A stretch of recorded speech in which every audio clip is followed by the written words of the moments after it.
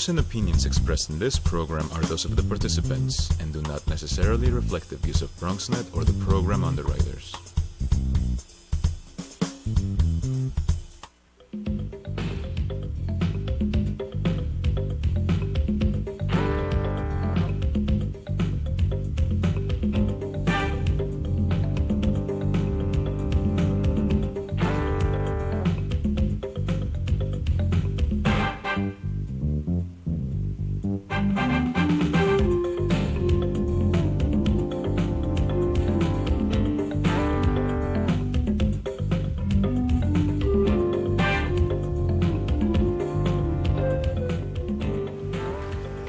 Good evening and welcome to Bronxtalk.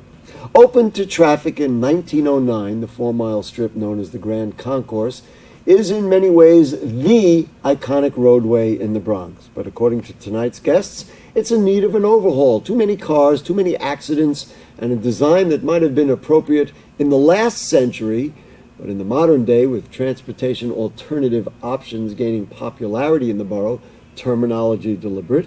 According to tonight's guests, the original alignment of the Bronx's most well-known thoroughfare just might be in need of an overhaul. So that's our subject tonight, the Grand Concourse and what to do with it. Your opinion is welcomed on the show, so please feel free to join the discussion. 718-960-7241 is our phone call, or you can email questions or comments to us at bronxtalk@bronxnet.org, and we read those on the air during a future edition of our program.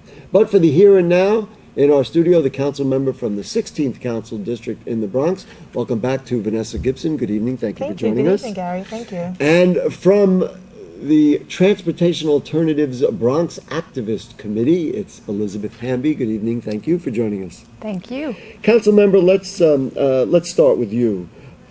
Let's talk about a long-term vision. I mean, we can talk about all the little particulars we ultimately, or we want to do, but ultimately, when you sit back and say, gee, you know, when I leave office eventually, what would I like to see in the Grand Concourse? So ultimately, I think when you look at the history and the cultural diversity of the Bronx, we want to see the Grand Concourse return to the Grand Boulevard and the way it used to be many years ago, with long strips of residential buildings, with families, with children, with a lot of interaction. Right now, we just have so much traffic that travels along the Grand Concourse between buses, trucks, cars, bicyclists. We want to return to what we believe should be livable streets. And there's been a growing campaign, a lot of support in terms of the Vision Zero initiative under the leadership of our Mayor Bill de Blasio, in really making sure that the streets and the Grand Concourse returns back to that historic nature, where we have children, families, everyone interacting and really celebrating the Grand Concourse, bicyclists,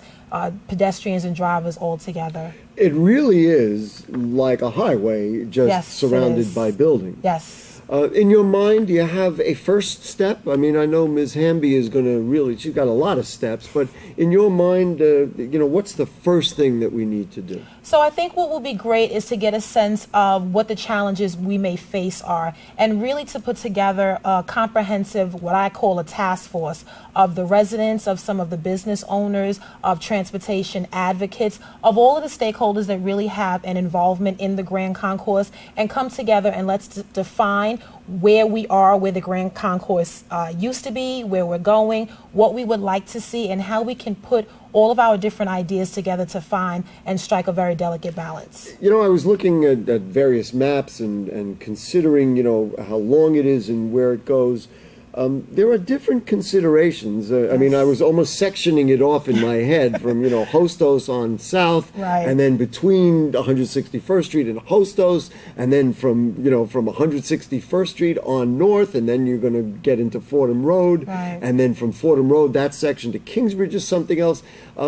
Is there one vision, or is it going to have to be sectioned in some ways that each little section will have its own character? So what I would like ideally long term is to have one vision. I think there is absolutely a possibility to put all of these different ideas together.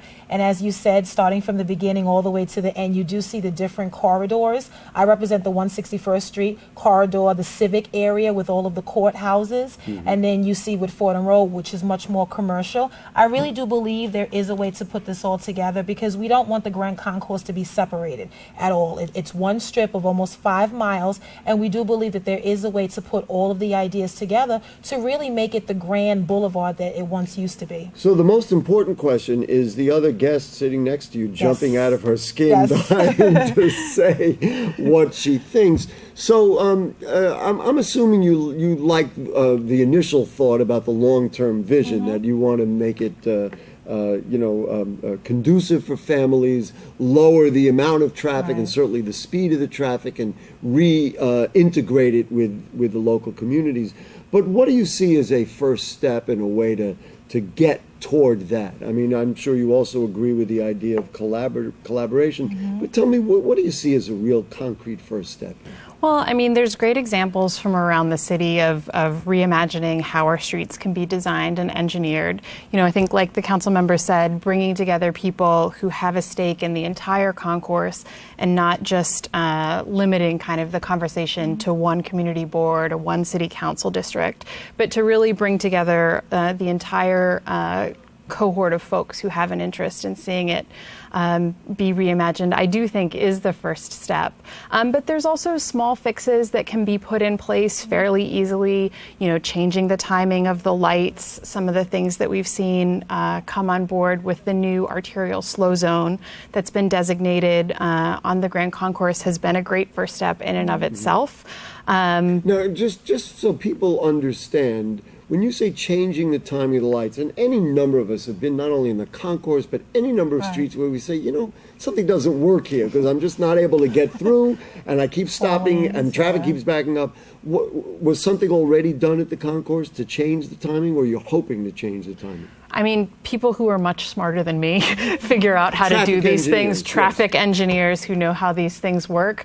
And I know that the Department of Transportation is always thinking about, you know, how they can use existing traffic infrastructure to control the flow of traffic. But I do know that one of the first steps in, you know, bringing on the new speed limit, for example, is to think really carefully about the timing of the lights and how it can move traffic along at an appropriate pace that's also safe for people. You know, I was thinking about my own travels through the borough of the Bronx, and you know, the Deegan is a mess. I mean, that's a whole other traffic engineering study, and with, you know, integrating or not having integrated it with Yankee Stadium and everything else. But you know, the volume of cars that go on the concourse, and how many of us have come around, you know, off the Tri-Borough and said, uh-oh, it looks like the Deegan's backed up, so even though the concourse will be slower, I'm getting off and going that way. You know, it has to really be an integrated plan, right? I mean, oh, so I've just answered my own question. Now, you had an event yesterday. Let's talk about that as an entree into what some of the immediate possibilities are. Talk about I guess it was Boogie on the Boulevard. I almost said Boogie on Broadway, but appropriately for the Bronx, Boogie on the Boulevard. Explain what that was. Yeah, so, you know, one of the things that people don't often think about is the fact that New York City's streets and avenues actually make up our largest public space. And Boogie on the Boulevard was a celebration of just that. A group of about 765 Bronxites and folks from around the city came together along with the council member and some of our other elected officials to dance, to play, to listen to music. We need to, the most important part was they closed off part of the concourse. They closed off the concourse from 165th Street to 167th Street. The main road, so the center lanes. Only the center lanes. Only Yes. the center. Just from kind of a managerial point of view, was it manageable? Did it just screw up everybody who was trying to traverse, or did people say, well, this is not the day to try to travel? No, because, well, what's your vision of the whole thing then? Right, so because it was just a small 2-block strip between 165 and 167, the BX 1 and 2 was still able to travel along the service road and all of the cars. So it really was and just a I think most of the motorists realized, because they saw the huge stage, because we had performances from a youth group, and they were able to just travel around. I think the idea of Boogie on the Boulevard, and I'm so delighted that it we started, and it will be for 2 more Sundays. The next two the Sundays? next 2 Sundays. Oh, make a note, the folks. The great and come on idea out. from 10 a.m. to 2 p.m. And the great idea around it is really to celebrate healthy living and greater approaches to, healthier choices, arts, culture, entertainment, families coming together. I'm so impressed that over 700 people came together. And transportation alternatives. Absolutely. Now, we used to have car-free Sundays. We Yes. were just talking about this before the show, and I think it was essentially the length of the concourse, or a large part of it. And I recall a conversation on this program with the former Borough President Fernando Ferrer, who told me, the mayor told him, at that time Rudy Giuliani, told him that we couldn't get emergency vehicles through, and that's why they eliminated. Many people thought it was a political hit. That's another discussion. Would that kind of thing, I know she's going to say yes, but would that kind of thing be possible?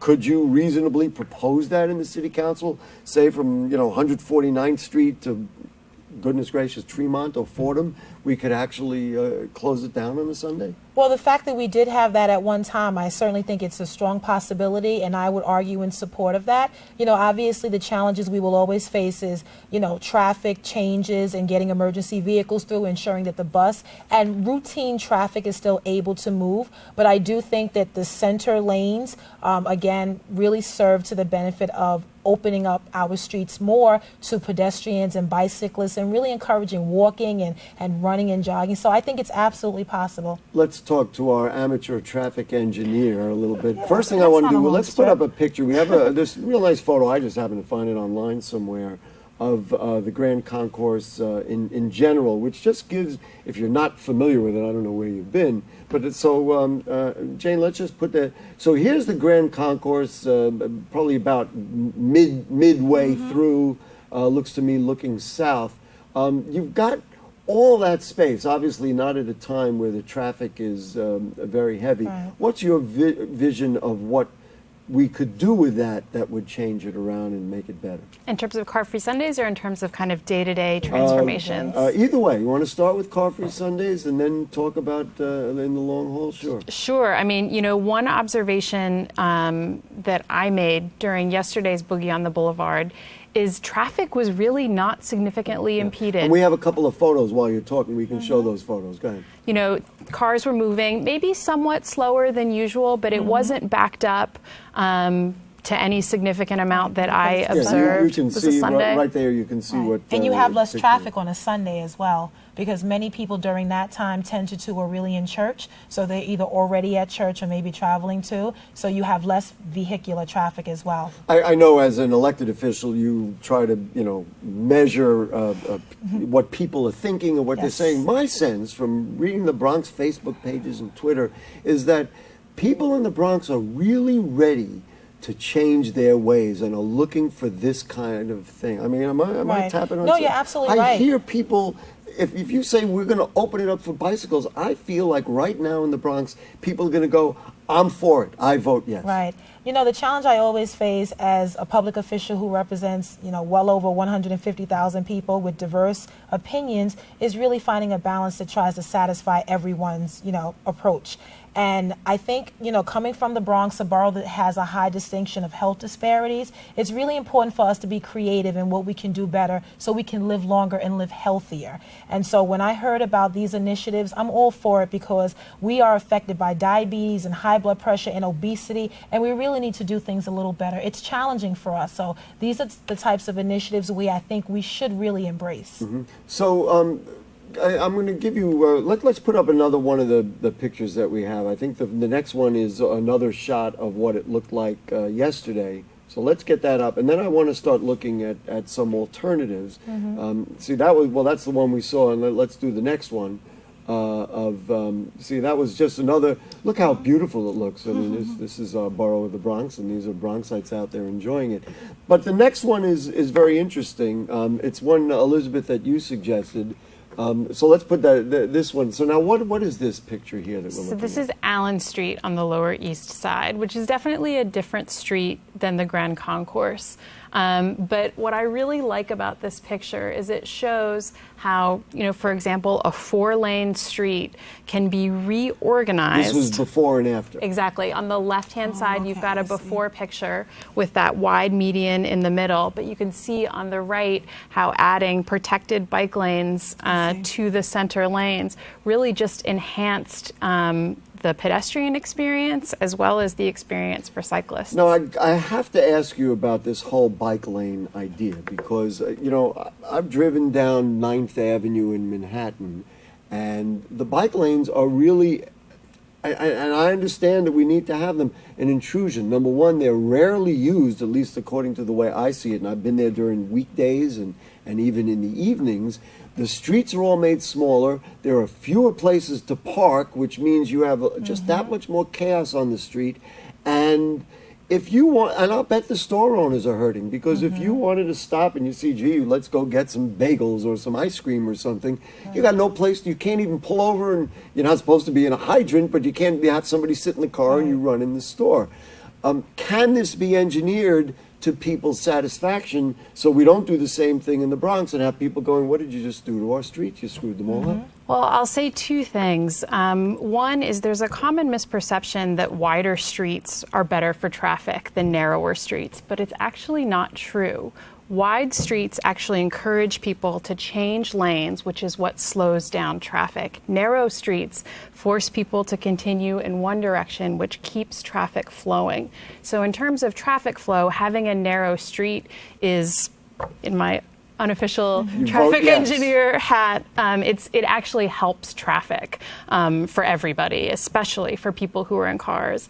And as for those businesses, bike-friendly business districts that have bike lanes, bike racks, amenities for cyclists have also shown a significant uptick in business, actually, rather than a downtick. Right. So maybe they a lost perception. my business trying to zip by and grab some ice cream on the way.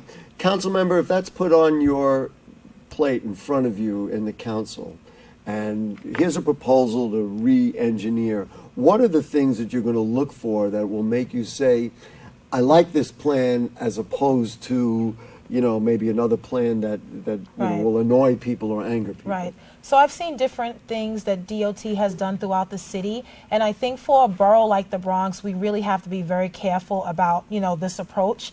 I am concerned because, as you mentioned, I know small businesses that would feel impacted, and I know many constituents who are drivers, many that use mass transit. So I get mixed reviews on the dedicated bike lanes, to be very honest. I recognize that we all have to be a part of this conversation, and that's why I always say everyone must be included, because I think people bring different perspectives to the conversation. I've seen different things in Manhattan that have not yet come to the borough, and for a thoroughfare like the Grand Concourse, the challenge we have now with the dedicated bike lane on the northbound side is if you keep the bike lane clear and you have cars, unfortunately, that double park, you're now blocking the bus lane, which needs to get through. So I've seen where dedicated bike lanes are almost indented, and then the traffic, the cars park on the outside of that so that you keep the bike lane clear. So I think it's something I'm definitely open to, and working with groups like Transportation Alternatives that have a lot more experience, I definitely want to continue to have these conversations, because I know in the long term the Grand Concourse can be much better than it is. We have countdown crosswalks, which are great. We have made some of the turning and not turning signals, which we've added, but also the traffic signals. 161st Street, that intersection sometimes is extremely busy. The traffic gets so backed up sometimes. But you know what? It's better than it used to be. After a Yankee game, it's a nightmare. Yes. And I've been there. I agree. And we have I've been there not at the game, but trying to yes. leave. I was at Hostos one night, and the Yankee game had ended, and it was 45 minutes before I could even see the light of day. Yes. But on a normal work day, those lanes seem to make a little more sense. Right. We have Bob from Riverdale we're going to take in a second. I want to just add one thing, which you mentioned earlier, and I personally would like to emphasize it. To me, what I'd like to see in a plan that hopefully we'll get to evaluate would be input from a lot of people. Yes. One of the issues, certainly during the Bloomberg administration, was a lot of it was top down, and people didn't get to weigh in. Certainly in the Bronx, we can't have that anymore. Right. You know, let's bring on Bob from Riverdale, and then we got a couple more things to show that Elizabeth brought. Hi, Bob. How are you? Hi, Gary. How are you? You got your bicycle? You ready to go? Little 10-speed thing. I got a question. Well, a couple of questions. Go ahead. Why are the brown lanes, say on Fordham Road, Webster, Pelham Parkway, only for buses? Why not make it a bus-bike lane? That's the first item. Oh, very interesting. And however, instead of going after drivers, let's look at bicycle riders who are speeding, some of them up to 40 miles an hour, who go through traffic lights, who don't yield to pedestrians, and are completely riding recklessly. Bob, and they also change lanes. Now, Bob, thank you. Council, wait a minute, I'm still... one more. That's three questions. Chair of Public Safety. Yes. Do you on the council have any regulations like we have seen coming out this year to rein in these reckless drivers? How about fines for bike riders who speed, who go through traffic lights, and even have bike riders licensed and bikes registered with the city or state? Yeah. All right, Has Bob, that come up? you are great tonight. That's Thank you very awesome. much. Number one, the idea of make those Select blue bus bus service lanes, is what he's have them talking be about. bus and bike lanes. Is that reality? Is that a mess? What do you think? I mean, it's hard for me. It's hard for me as a bicyclist to compete with a bus on the road. So I think that any kind of solution that integrated bikes and buses would have to be really very, very carefully designed, because when you're a bike, you're very, very tiny compared to a bus, and it could put you in a really vulnerable situation. Yes, and I've been on the I bike, agree. and the bus pulls out, and you're here, and you just have, and now there's traffic to your left, and all of a sudden you got a little bicyclist sandwich. Yeah. And then also to a lot of what the gentleman spoke about, I mean, the initiative called Vision Zero really looks to try to create a balance and bring everyone together. I think we all need a lesson in changing our bad behavior. Pedestrians, bicyclists, bus drivers, truck drivers, everyone. Because I think a lot of times we don't recognize that the streets are for everyone. And so you have bicyclists that feel like they're being outnumbered and outpowered by drivers and vice versa. There are many people that walk across the street that are looking at their phones. There are drivers that do not yield. So I think we're all in this together. And there are bicyclists with headphones on listening Yes, to music, so we which all is have not a going to help responsibility. them. So what is your, I mean, undoubtedly Transportation Alternatives has some thoughts on what Bob said about bicyclists who run red lights or don't obey traffic signals. What's your thought on that? Sure. I mean, you know, like you both just said, it is everybody's responsibility to make sure that the streets are safer, 100%. But the fact of the matter is, when I'm out there on my bike, I'm about 150 pounds, and a car is a couple of tons. Right. And it's Well, a really I can appreciate important, that, but it's that an would important mean that distinction. you really need to follow the rules, Sure. certainly as the automobile does.